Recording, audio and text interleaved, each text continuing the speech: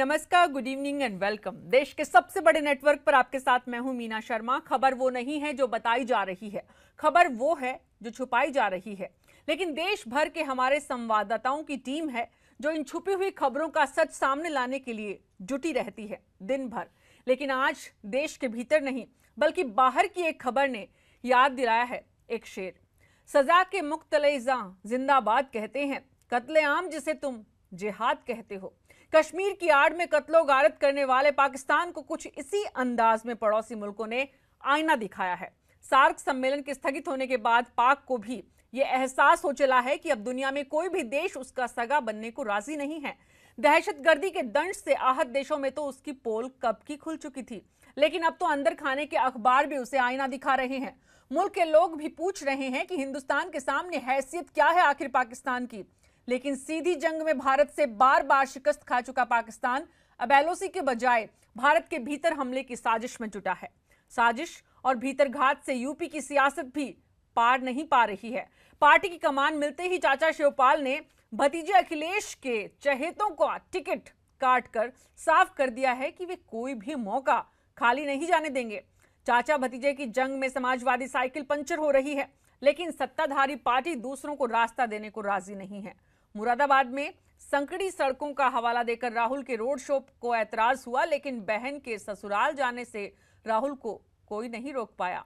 रोड़े तो नीलम कटारा की राह में भी तमाम थे, लेकिन इंसाफ की जंग में उनके संघर्ष ने मां की महानता को मानो नई बुलंदियां बख्श दी हैं। खुशखबरी क्रिकेट के मैदान से भी आई। न्यूजीलैंड से टेस्ट सीरीज जीतकर भारत ने टेस्ट रैंकिंग में पाकिस्तान की बादशाहत छीन ली है। खबरें और भी हैं देश के दूसरे हिस्सों में भी, उन पर भी नजर डालेंगे, लेकिन इस वक्त रुख करते हैं देश की उस सबसे बड़ी खबर का जो आपसे, हमसे सीधे और दुनिया से जुड़ी हुई है। जी हां, सर्जिकल स्ट्राइक से बौखलाए पाकिस्तान ने भारतीय टीवी चैनल्स को बैन कर सच से मुंह फेरने की कोशिश की, लेकिन अब पाकिस्तानी मीडिया भी यही कर रही है कि सलामत रहना है तो दहशतगर्दी से बाज आओ, अपने दामन पर लगे दहशतगर्दी के दाग को मिटा डालो। सार्क सम्मेलन स्थगित होने का पैगाम यही है कि दुनिया की नजर में तुम्हारे दामन पर दहशतगर्दी के दाग चश्पा है। जी हां, ये पाकिस्तान का मीडिया पाकिस्तान की सरकार को नसीहत दे रहा है।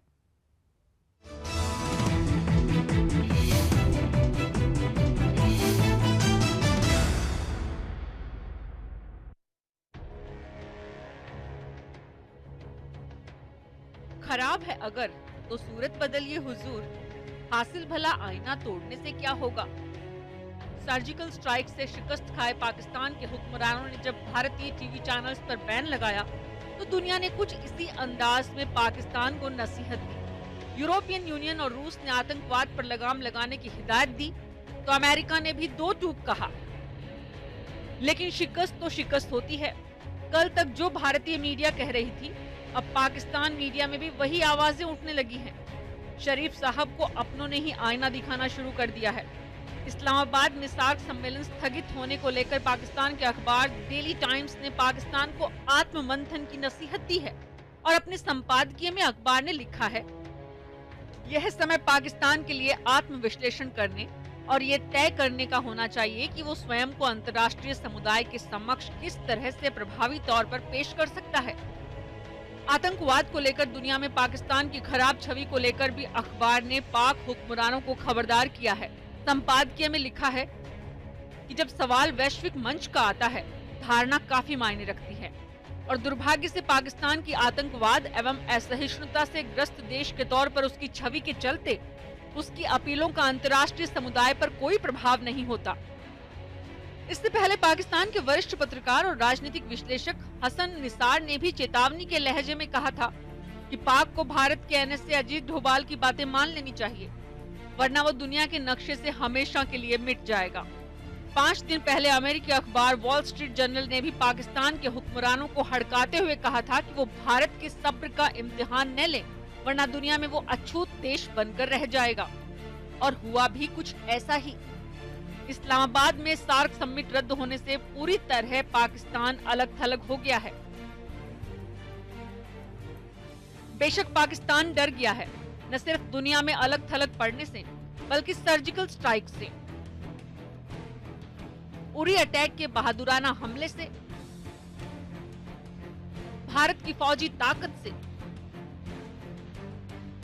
तभी तो रविवार को पाक के राष्ट्रीय सुरक्षा सलाहकार नसीर जंजुआ ने भारतीय एनएसए अजीत डोभाल को फोन कर बातचीत की पेशकश की और अमन की ख्वाहिश का इजहार भी किया, लेकिन 24 घंटे के भीतर ही पाक ने यू टर्न ले लिया। नवाज शरीफ के सलाहकार सरताज अजीज ने हेकड़ी दिखाते हुए कहा कि फोन तो भारतीय एनएसए ने किया था, न कि पाकिस्तान ने। जाहिर है ये पाकिस्तान की पुरानी आदत है और आदत तो जाते जाते ही जाती है। लेकिन अगले गणतंत्र दिवस पर अबू धाबी के शहजादे मोहम्मद बिन जायद अल नहयान को मुख्य अतिथि बनाकर भारत ने ये संकेत भी दे दिया है कि भारत की दुनिया में कितनी स्वीकार्यता है। पीएम मोदी ने न्योता कबूल करने पर ट्वीट के जरिए क्राउन प्रिंस का शुक्रिया अदा किया, तो शहजादे ने भी इस मौके को लेकर खुशी का इजहार किया। वर्ष 2017 के गणतंत्र दिवस समारोह में बतौर मुख्य अतिथि शोभा बढ़ाने पर सहमत होने पर आपका शुक्रिया। तो उधर से बिन जायद ने कहा, मुझे आपके गणतंत्र दिवस समारोह में शामिल होने की खुशी है। दोस्ताना देश की और भी तरक्की एवं समृद्धि की कामना करता हूँ। जायद की यात्रा कई मायनों में बेहद अहम होगी भारत के लिए। अव्वल तो ये कि यूएई पाकिस्तान का करीबी है, जिसे सीमा पार आतंकवाद के मुद्दे पर भारत कूटनीति के जरिए अलग थलग करना चाहता है। दूसरा ये कि मुस्लिम मुल्क होने के नाते वो धर्म की आड़ में दहशतगर्दों की फौज खड़ी करने के सख्त खिलाफ है। पिछले साल पीएम मोदी की यूएई यात्रा के दौरान दोनों देशों ने साझा तौर पर आतंकवाद को राष्ट्रीय नीति के तौर पर इस्तेमाल करने की निंदा की थी। साथ ही आतंक के लिए मजहब के इस्तेमाल को भी शर्मनाक करार दिया था। तो अब वो दिन दूर नहीं जब कायनात में पाकिस्तान की झूठ पर कान देने वाला कोई नहीं होगा।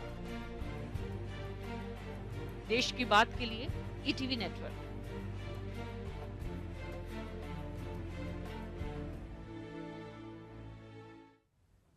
यानी कि आम आवाम और उनसे जुड़े हुए लोग साफ मैसेज दे रहे हैं पाकिस्तान सरकार को, पाकिस्तान की सेना को, कि अंतर्राष्ट्रीय बिरादरी में और देश के भीतर जो मैसेज जा रहा है, जो दहशतगर्दी की एक पहचान पाकिस्तान की बन गई है, अब उस पहचान को मिटाने की दिशा में काम होना चाहिए। क्योंकि समझ में आता है सबको कि भारत के मुकाबले किस कदर पाकिस्तान अकेला पड़ गया है। बहरहाल रुख अगली खबर का करते हैं, जो एक अकेली महिला की ताकत का एहसास कराती है पूरे व्यवस्था के खिलाफ। जी हां, नीतीश कटारा हत्याकांड ऐसी वारदात थी जिसने देश को झकझोर कर रख दिया था। सुप्रीम कोर्ट ने इस मामले के दोषियों की सजा 5 साल कम कर दी है। ये वो केस है जिसे मुकम्मल मुकाम तक एक मां के संघर्ष ने पहुंचाया। एक ऐसी मां जिसने अपने बेटे के हत्यारों को सजा दिलाने के लिए बहुत लंबी जंग लड़ी और जीती भी।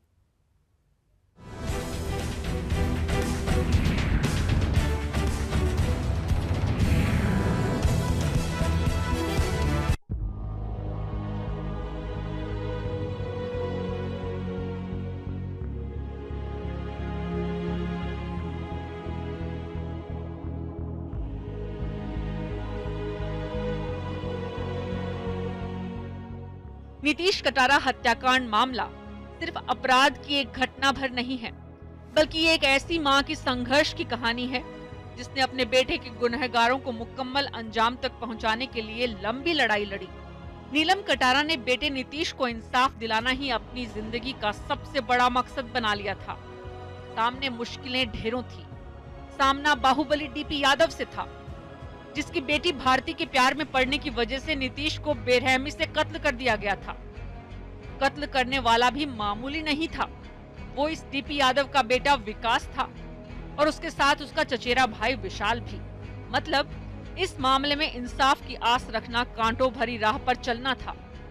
लेकिन इस मां ने हार नहीं मानी, संघर्ष किया और आखिरकार बेटे के गुनहगारों को जेल की सलाखों के पीछे पहुंचाकर दम लिया। इस मां ने बेटे के हत्यारों को उनके अंजाम तक पहुंचाकर ममता की नई इबारत लिखी, तो भारतीय न्यायपालिका ने भी न्याय की नई कहानी। इस मां के संघर्ष को समझना है तो पहले आपको ये पूरा मामला समझाते हैं। 17 फरवरी 2002 को नीतीश कटारा का मर्डर हुआ। विकास और विशाल यादव ने नीतीश की हत्या की थी। विकास यादव डीपी यादव का बेटा है। नीतीश को भारती यादव से प्यार हो गया था, जो कि डीपी यादव की बेटी थी। विकास और विशाल ने इसी वजह से नीतीश का मर्डर किया। निचली अदालत ने मामला ऑनर किलिंग का मानकर 30 मई 2008 को दोनों को उम्र कैद की सजा सुनाई थी। 2 अप्रैल 2014 को दिल्ली हाई कोर्ट ने सजा बरकरार रखी। नीलम कटारा ने उम्र कैद को मौत की सजा में बदलने के लिए याचिका दाखिल की। हाई कोर्ट ने उम्र कैद को मौत की सजा में नहीं बदला, लेकिन उम्र कैद की सजा बढ़ाकर 30 साल कर दी। वहीं मामले के एक और दोषी सुखदेव को 25 साल की कैद की सजा सुनाई गई। लेकिन नीलम कटारा यहीं नहीं रुकी, सुप्रीम कोर्ट में अर्जी दी, लेकिन 9 सितंबर 2015 को सुप्रीम कोर्ट ने इसे खारिज कर दिया। विकास और सुखदेव ने सजा कम करने के लिए सुप्रीम कोर्ट में याचिका दायर की। सुप्रीम कोर्ट ने दोनों की सजा 5 साल कम कर दी। क्वालिटेटिवली मैं इस बात से बहुत खुश हूं कि सुप्रीम कोर्ट ने माना है कि this is not just another murder. ये एक साधारण हत्या नहीं थी, ये एक वेल प्लान ऑनर किलिंग का क्राइम था by power drunk rich people, और उसलिए इसकी सजा जो है एक नॉर्मल जो लाइफ होती है जिसमें 14 के बाद रिमिशन मिल सकता है, उससे हटा के कोर्ट ने बढ़ा के इसको कहा है कि 25 से पहले विकास यादव को रिमिशन नहीं मिलेगा। I think that is the biggest victory of the day. Neelam Katara की कोशिशें इस केस को उस ऊंचाई तक ले गई जिसने अदालती मामलों में भी नई मिसाल पेश की। एक मां ने जिस जज्बे के साथ अपने बेटे को इंसाफ दिलाने की ये जंग लड़ी है, उसके लिए वो सभी के सलाम की हकदार है। बेटा भरी जवानी में दुनिया से रुखसत हो गया था और ये बोझ शायद किसी भी मां को तोड़ सकता था, लेकिन नीलम कटारा ने कभी हार नहीं मानी और साबित किया कि ममता से बड़ा दुनिया में कोई नाता नहीं है। आज भी इनका कलेजा बेटे की याद से छलनी हो जाता है। बेटे के ना होने की टीस दिल को कचोटती है, लेकिन ये सुकून भी होता है कि उसके हत्यारे आज सलाखों के पीछे है और अपराध को रोकने की दिशा में न्यायपालिका की मदद से नीलम कटारा एक कीर्तिमान स्थापित हुई है। देश की बात के लिए ईटीवी नेटवर्क। देश की सभी माओं की तरफ से, सभी बेटियों की तरफ से, इस मां को ईटीवी के दर्शकों की तरफ से हमारा सलाम। यहाँ पर हम एक छोटा सा ब्रेक लेंगे, वापस आएंगे तो बात करेंगे कि बारामूला हमले के बाद किस तरह से अभी भी समर शेष है की बातें हो रही हैं।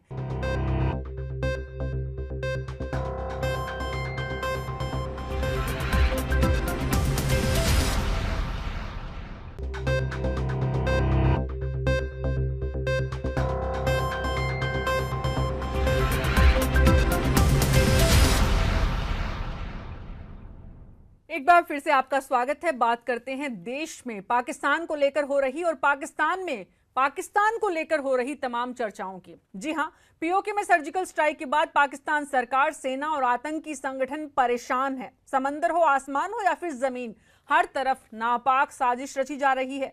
पिछले 10 महीने के अंदर कल सेना पर छठा बड़ा हमला हुआ रात में, लेकिन जवानों की मुस्तैदी से आतंकी उरी जैसा हमला दोहराने से तो नाकाम हो गए, लेकिन भाग भी गए।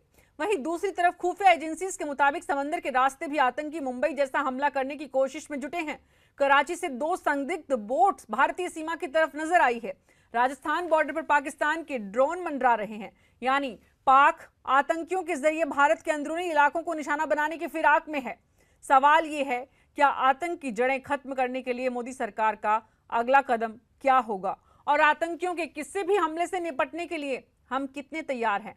और इससे भी बड़ा सवाल ये कि पाकिस्तान के मीडिया में अगर चर्चा हो रही है तो वो इस बात को लेकर क्यों कि नवाज शरीफ इस बारे में सोचें कि अंतर्राष्ट्रीय बिरादरी में पाकिस्तान को लेकर क्या मैसेज जा रहा है। इन तमाम चर्चाओं पर, इन तमाम पहलुओं पर चर्चा करने के लिए हमारे साथ हैं बीएसएफ के पूर्व एडीजी पीके मिश्रा साहब, रिटायर्ड ब्रिगेडियर बीडी मिश्रा साहब, जम्मू कश्मीर के पूर्व डीजीपी एमएम खजूरिया और पाकिस्तान से हमारे वरिष्ठ पत्रकार पाकिस्तान के खालिद महमूद खालिद। आप सभी का बहुत बहुत स्वागत है। शुरुआत मैं आपसे ही करना चाहूंगी, खालिद महमूद खालिद, पाकिस्तान से। पाकिस्तान की मीडिया में इस तरह की खबरें आज दिन भर देखी गई, बाकायदा एडिटोरियल्स लिखे गए कि पाकिस्तान की छवि दुनिया में जिस तरह की जा रही है उस पर गंभीरता से चिंतन मनन करने की जरूरत है नवाज शरीफ को।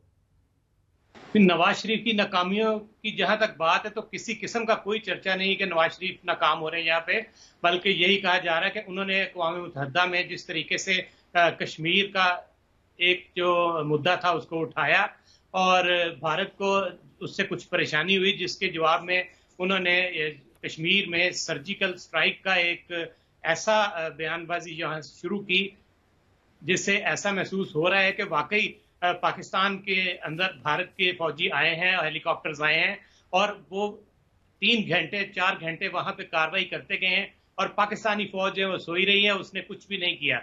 ऐसा कैसे मुमकिन है? जब हमें ISPR के आसिम बाजवा साहब, जनरल आसिम बाजवा ने वहां का विजिट करवाया, तो जिन इलाकों की भारत ने ये निशानदेही की थी कि वहां पे हमने सर्जिकल स्ट्राइक किए हैं, वो पूरा इलाका हमने देखा। वहां पे किसी किस्म का कोई ऐसा निशान नजर नहीं आया कि कोई एक गोली भी वहां पे लगी हो या किसी जगह पे कोई गड़ा पड़ा हो। तो इस सिलसिले में आज नवाज शरीफ ने APC भी एक बुलाई, जिसमें अपोजिशन की तमाम जमातें जो है पाकिस्तान की उसमें शामिल हुई हैं, जिनमें इमरान खान जो कि कल तक नवाज शरीफ के खिलाफ धरने देते रहे हैं, उसमें बिलावल भुट्टो जरदारी जो कि इनको बहुत ज्यादा इनका मुखालिफ हैं पीपल्स पार्टी के, ये सब लोग आज नवाज शरीफ के साथ, उनके साथ कदम मिला के वो खड़े हैं और उन्होंने वाज़े तौर पे ये कह दिया है कि नवाज शरीफ साहब हम आपके साथ हैं और भारत के मामले में हम आपको किसी किस्म की अपोजिशन नहीं मिलेगी, बल्कि हम लोग मिलके करेंगे सब कुछ। ब्रिगेडियर BD मिश्रा साहब, ये जो दो बातें इन्होंने कही, एक तो ये कि पाकिस्तान के मीडिया को बाकायदा जिन स्थानों की, जिन ठिकानों की भारत की तरफ से बात की जा रही है कि जहां सर्जिकल स्ट्राइक भारत की तरफ से किया गया, वहां पर पाकिस्तान की सरकार दिखा रही है ले जाके मीडिया को कि कुछ भी ऐसा नहीं हुआ है। दूसरा सवाल कि पाकिस्तान का मीडिया, जिस तरह की खबरें हमने दिन में देखी पढ़ी कि पाकिस्तान में बाकायदा इसको लेकर बड़ी डिसअपॉइंटमेंट है, बहुत ज़्यादा नवाज शरीफ की क्रिटिसिज्म हो रही है, उसके बीच में यहाँ पर खालिद महमूद खान कह रहे हैं कि बाकायदा नवाज शरीफ को सिंपैथी मिल रही है। मैं इनसे यह पूछना चाहता हूं कि क्या यह सच नहीं है कि लाहौर में भी ये इश्तिहार लग गए हैं कि जनरल राहिल शरीफ आओ मुल्क को बचाओ? क्या यह बात सही नहीं है? दूसरा, इनसे मैं यह भी पूछना चाहता हूं कि क्या नवाज शरीफ साहब ने क्राउन प्रिंस सऊदी अरेबिया को बुला के राहिल शरीफ साहब को समझाने की कोशिश किया कि हम आपको फील्ड मार्शल बना देंगे और आप एक्सटेंशन हम देंगे? तो क्या यह सही नहीं है? और दूसरा, जो इनके हर पार्टी की जमातें बैठी, हर जमात बैठी थी, तो उसमें क्या सलाउद्दीन, हाफिज सईद और उसमें मसूद अजहर भी बैठे थे? क्योंकि उनका किरदार बाकी बिलावल भुट्टो से और इमरान खान से कहीं बढ़कर है इन सब में। तो यह शायद एक तरफा न्यूज़ दे रहे हैं, ये पूरी बातें बता नहीं रहे हैं। और जहाँ तक ले जाने का सवाल है, एरिया दिखाने का सवाल है, वहाँ पर एक गोली नहीं चली थी। तो मैं इनको यह बताना चाहता हूँ कि जहाँ पर बम्बार्डमेंट भी होता है 24 घंटे के बाद वहाँ पर कुछ होता नहीं है। इनको मैं ये बताना चाहता हूँ कि जब वाजपेयी साहब के टाइम में हमारा एटॉमिक एक्सप्लोजन हुए थे, 5 बम वहाँ पर एक्सप्लोड हुए, तो वहाँ पर अमेरिकन सैटेलाइट को कोई निशान नहीं मिला जी। तो जो भी ये कहना चाहते हैं, करना चाहते हैं, उसको जैसे पेश करना चाहते हैं करें, लेकिन सबसे बड़ी बात यह है कि सर्जिकल स्ट्राइक हुई है और उससे इन लोगों को दहशत है और उसको ये पूरा करने के लिए मुकम्मल कोशिश कर रहे हैं। पाकिस्तान में मुकम्मल कोशिश पाकिस्तान की तमाम एजेंसीज और सरकार की तरफ से हो रही है, लेकिन जम्मू कश्मीर में आज एक बार फिर से जो कुछ हुआ, बीती रात को जो कुछ हुआ, उसके बाद खजूरिया साहब वहां पर रिएक्शन क्या है? हालांकि इसे हम विफलता नहीं कहेंगे, लेकिन सेना की बहुत बड़ी सफलता भी नहीं कही जा सकती। जो कुछ हुआ रात में, आतंकी भाग चुके हैं। देखिए, हमारे यहाँ तो ये जो सर्जिकल स्ट्राइक का है, इसका बहुत पॉजिटिव इफेक्ट हुआ है। जो लोग पाकिस्तान के नाम पर और जहादी और वाहियों के साथ मिलके ये एक स्ट्रीट एक्शन का मिला के कर रहे थे, आज लोग उनको पूछ रहे हैं कि जिस मुल्क के बलबूते पर इतना नाचते हो उसकी हैसियत क्या है जी। तो हम कोई उनसे सर्टिफिकेट नहीं लेना चाहते हैं, सिर्फ हम ये चाहते हैं कि पाकिस्तान के अवाम इस बात पर गौर करें और लीडरशिप भी, ये खुद भी साफ़ी हैं, ये इस पर गौर करें कि ये जो सिलसिला शुरू हुआ है ख़त्म कहाँ होगा जी, ये कहानी पहुँचेगी कहाँ तक। बहुत सही सवाल उठाया PK मिश्रा साहब, मैं आपके पास आना चाहती हूँ। ये कहानी शुरू हुई है एक सर्जिकल स्ट्राइक के जरिए, भारत ने मैसेज देने की कोशिश की, लेकिन रिएक्शन पाकिस्तान की तरफ से आना ये स्वाभाविक था। अब क्या अगला कदम होगा? अंतर्राष्ट्रीय बिरादरी से भारत को बड़ा समर्थन मिल रहा है, पाकिस्तान की चारों तरफ भर्त्सना हो रही है।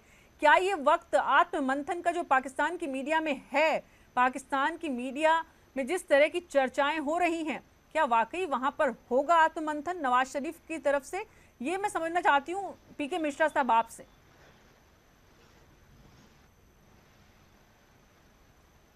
मीना जी, मैं आपको ये बताना चाहता हूं कि पाकिस्तान को सब जगह साउथ एशिया में, सार्क में, यूनाइटेड नेशन में और इंटरनेशनल एरिना में साइकोलॉजिकली, डिप्लोमेटिकली और पॉलिटिकली, फाइनेंशियली, इकोनॉमिकली और अभी मिलिटरीली सब जगह पूरे एक सब लोग उनके खिलाफ में हो गए, क्योंकि पाकिस्तान एक breeding ground of militants and जिहाद। अब जो प्रॉब्लम है, कल जैसे लेफ्टिनेंट जनरल जंजुआ एनएसए ने अजीत डोभाल जी से कल बात की कि हमारा जो टेंशन है बॉर्डर में हम उनको दूर करेंगे। वहां पर डिस्कशन के साथ साथ यहां बारामूला में फायरिंग हुआ, अटैक हुआ। वहां आपका चक्री में पंजाब का गुरदासपुर बॉर्डर में 7-8 जो जिहादीज वो घुसना चाहते थे, उनको बीएसएफ ने मार के भगाया। अखनूर के बॉर्डर में एलओसी में कल फायरिंग आया, पलनवाल में फायरिंग आया और पुंछ बॉर्डर में फायरिंग करके 3-4 सिविलियंस को हमारा इंजोर्ड किए। सबूत के तौर पर अभी बहादुर अली नावेद हमारे पास है जी। अभी कसब भी हमारे पास था, हम कितना सबूत देंगे। अब वो कहते हैं कि हमारा जो वहां जो अटैक था, सर्जिकल अटैक था, वो हुआ नहीं है। जनाब, आप जब जो मुर्दे थे उनको अगर गड्ढे में गाड़ देंगे, राहिल शरीफ अपने को बचाना चाहते हैं कि नवंबर में रिटायर कर रहे हैं, उसके पहले वो अपना बदन में जो धूल लगा हुआ है, उसको रक्त का छिटा लगा हुआ है, उसको वो वाइप आउट करना चाहते हैं। हाफिज सईद ने बोले थे हमने इंडिया को न्यूक्लियर आर्सेनल में हम तबाह कर देंगे। जब उनका लॉन्चिंग पैड 7 लॉन्चिंग पैड तबाह हो गया तो इनको मुर्दे को जो है ना जमीन में गाड़ना पड़ा, उसको वाइप आउट करना पड़ा और प्योरली जैसे कि तैसे कर दिया उन्होंने। ये राहिल शरीफ के जो पोस्टर्स, जो बैनर्स जो लग रहे हैं, ये जो अंदर कहानी आ रही है कि तीनों जिस तरह से नवाज शरीफ को चला रहे हैं, उसके बाद भी आप मानते हैं कि नवाज शरीफ के प्रति लोगों का सपोर्ट ज्यादा बढ़ रहा है, या फिर जो हुज्जत हो रही है, जो परेशानी बढ़ रही है, जो मीडिया रिपोर्ट्स आ रही हैं कि नवाज शरीफ के पीछे लोग हैं कि भैया अब तो थोड़ा सा देश का मान स्वाभिमान बचा लो?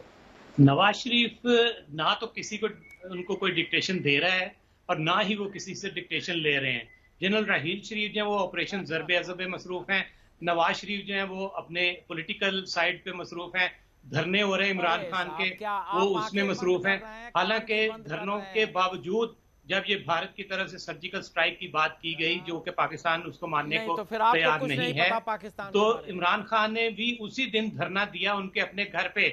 तो जहां तक ये कहना है कि पाकिस्तान खौफजदा है या डरा हुआ है, ये मैं बिल्कुल मानने को तैयार हूं। अगर हम लोग डरे होते तो हमारे अगर हम डरे होते तो हमारे यहाँ पे का जितना फंक्शन होता है वो अरेंज करते हैं, किसी भी हैसियत से कोई अहमियत नहीं दी जाती। माने अलग चीज है, उसको बिल्कुल नहीं माना जाता। यहाँ पे हाफिज सईद को हम लोग ना तो घबराए हुए हैं, घबराने की बात होती तो हम लोग अपने बॉर्डर खाली कर देते, वहां 10-10 किलोमीटर तक लोग खाली ना करवा लेते। आप लोगों ने तो पूरे के पूरे गांव खाली करवा लिए। लगातार कोशिशें पाकिस्तान की तरफ से हो रही है। हालांकि पाकिस्तान की तरफ से जो भी लोग बैठते हैं साफ कहते हैं, स्पष्ट कहते हैं ऐसा कुछ भी नहीं है, उसके बाद भी होता है। तो ये आम जनता जो सुनती है, पाकिस्तान के वरिष्ठ पत्रकारों को सुनती है कि भाई वहां पर सब कुछ अच्छा है, तो फिर होता क्यों है, हो क्या रहा है, कैसे हो रहा है, ये आतंकवादी कहां से पनप रहे हैं, क्यों पनप रहे हैं, कौन उनको शय दे रहा है? खजूरिया साहब, देखिए हकीकत ये है कि पाकिस्तान वालों को डिनाइबिलिटी के अलावा कुछ आता नहीं है। और उनकी हालत अब ये है, अगर आपने नवाज शरीफ की तकरीर सुनी हो यूएनओ में, तो उन्होंने कश्मीर के बारे में कहा कि सोपोर से लेके श्रीनगर तक सारा कश्मीर जो है आज़ादी की जंग लड़ रहा है। लोग अब उनकी बात मानने को तैयार नहीं है। यहाँ तक हालत हो गई है कि अखबारों में खुद जो लोग उस मूवमेंट को कल तक सपोर्ट करते थे, वो इंसिडेंट बता रहे हैं कि सब एक आदमी डायलिसिस के लिए जा रहा था, उसको वहाँ पर उन्होंने रोक लिया और कहा कि जब आज़ादी आ जाएगी फिर तो डायलिसिस करना। और कश्मीर, जम्मू कश्मीर भारत के अंदर एक खुशहाली की तरफ, आगे की तरफ बढ़ता हुआ नजर आएगा। मुश्किल का वक्त है, मुसीबत का वक्त है, ये टल जाएगा, क्योंकि हमारे लोग जो हैं वो हकीकत को समझते हैं। आज कश्मीर में लोग कह रहे हैं कि जो लोग पाकिस्तान के सपोर्टर हैं उनको ये कह रहे हैं कि जिनके बाल बोते पर आल लड़ रहे हो उनकी ये हालत है, उनको पता ही नहीं लगा कि हमारे घर में क्या हो गया, इसीलिए ये मान नहीं रहे हैं। अगर ये मान लें तो इनकी जो नाक इतनी ऊंची है उसमें थोड़ा फर्क पड़ जाता है। हमें कोई एतराज़ नहीं है, इनको अगर इसमें खुशी है, हमें ज़रूरत नहीं है कोई और सर्जिकल स्ट्राइक करने की। बहुत बहुत शुक्रिया, बहुत बहुत शुक्रिया आप सबका। मुझे कार्यक्रम को यहीं रोकना पड़ेगा, हालांकि बहुत सारे सवाल हैं इस विषय से जुड़े हुए। देश की जनता ये जानना समझना जरूर चाहती है कि जब तमाम एजेंसीज की तरफ से अलर्ट जारी किया गया है, चौकसी बरती जा रही है, चारों तरफ से पाकिस्तान की तरफ से परेशानी के संकेत आ रहे हैं, उसमें भारत सरकार का अगला कदम क्या होगा? आप सबकी राय भी इसमें विशेष मायने रखती है, अहम है, महत्वपूर्ण है। लेकिन कार्यक्रम में वक्त की कमी है, मुझे यहाँ पर छोटा सा ब्रेक लेना होगा। आप सबको शुक्रिया अदा करना होगा। वापस आएंगे तो मिलवाएंगे आपको देश की एक और बेटी से।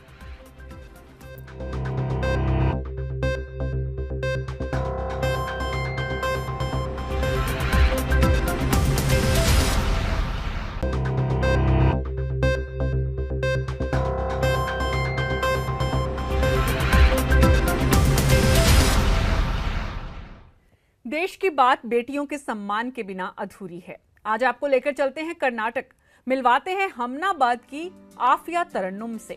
गरीब परिवार से ताल्लुक रखने वाली आफिया ने हाल ही में कॉमन एंट्रेंस टेस्ट पास कर MBBS में दाखिला पाया है। 4 बहनों में दूसरे नंबर की आफिया जब 10 साल की थी तो उनके पिता का निधन हो गया था। 19 साल की इस बेटी की मां स्कूल में 4th क्लास एम्प्लॉय हैं और उसके बाद लोगों के घर में जाकर बर्तन साफ करने का काम करती हैं, डोमेस्टिक वर्कर हैं। लेकिन फिर भी इस बेटी ने हार नहीं मानी, मां का हाथ बंटाने के लिए ये भी घर घर काम करती रही और साथ साथ पढ़ाई भी। अब वे डॉक्टर बनने के लिए सपना देख रही हैं और pढ़ाई भी कर रही हैं। ये देश का स्वाभिमान है और हमें इन पर अभिमान है।